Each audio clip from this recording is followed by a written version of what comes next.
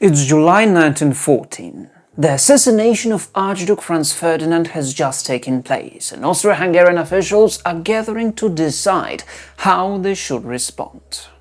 On the surface, they're debating retaliation for the death of the heir to the throne.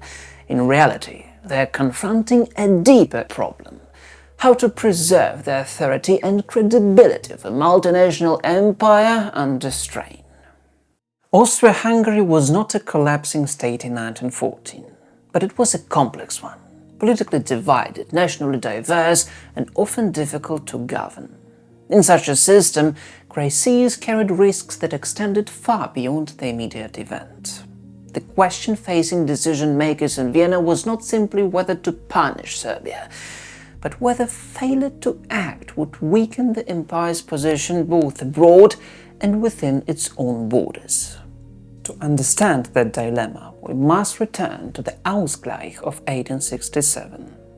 Hungary had long resisted centralized rule, particularly after the failure of the Hungarian Revolution of 1848. By the 1860s, Hungarian elites were increasingly unwilling to cooperate fully with Vienna.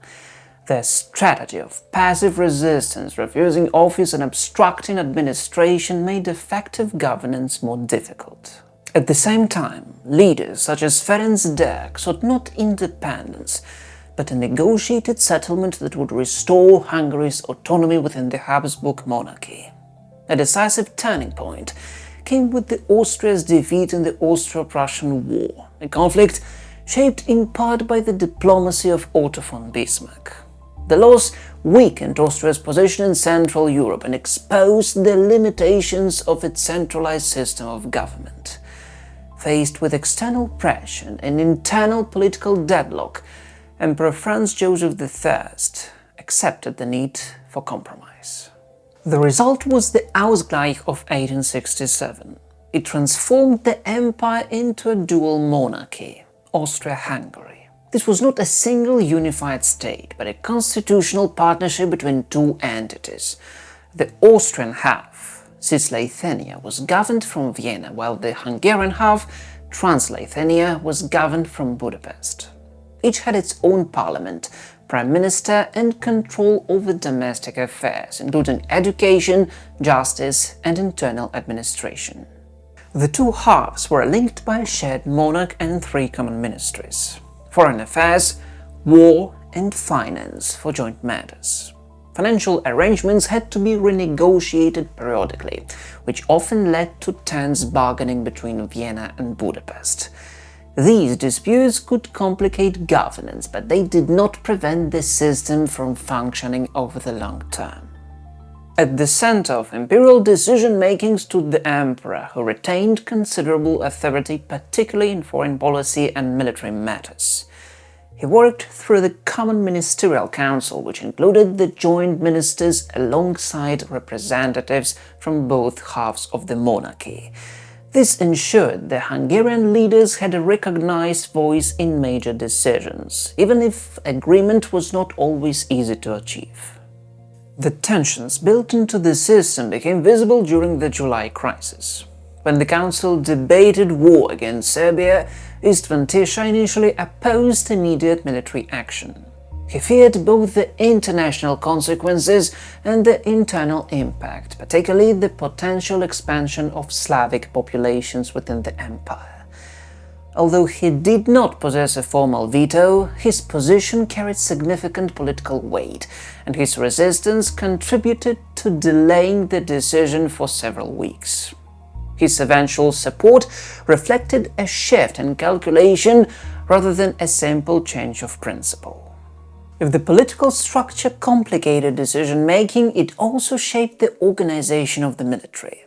Austria-Hungary maintained a common army alongside separate territorial forces, the Austrian Landwehr and the Hungarian Honved. This arrangement reflected the dual nature of the state. While it added layers of administration, it did not prevent the empire from fielding a substantial military force.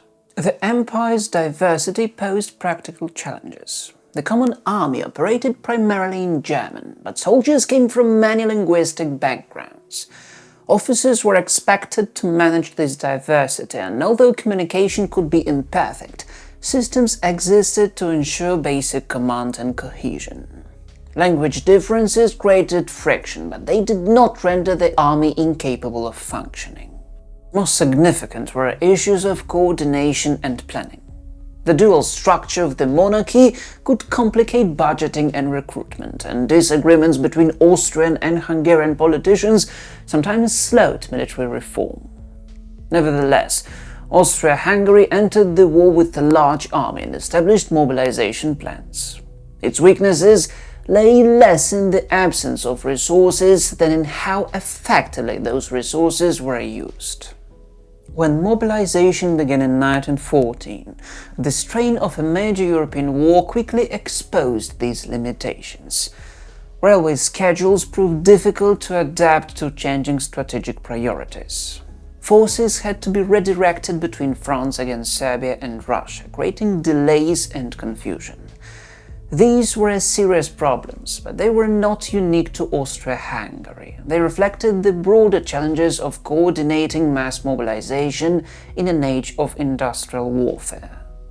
Early campaigns revealed deeper issues. Under the leadership of Franz Conrad von Hötzendorf, the army pursued ambitious operations against multiple enemies simultaneously. Logistical constraints, difficult terrain, and an underestimation of the enemy all contributed to costly setbacks. These failures were not predetermined by the structure of the empire alone, but they were shaped by the interaction between political complexity and strategic decision-making. Austro-Hungarian soldiers often fought with determination, in many cases with considerable effectiveness. Yet the empire struggled to sustain coordinated operations under the pressures of prolonged large-scale war.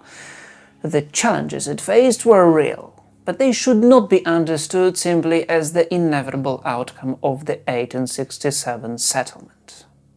Austria-Hungary did not go to war because it was doomed, nor did it fail because it was incapable of fighting. Rather, it was a complex great power that made consequential decisions under pressure and ultimately found itself unable to meet the demands of a conflict that would reshape Europe entirely.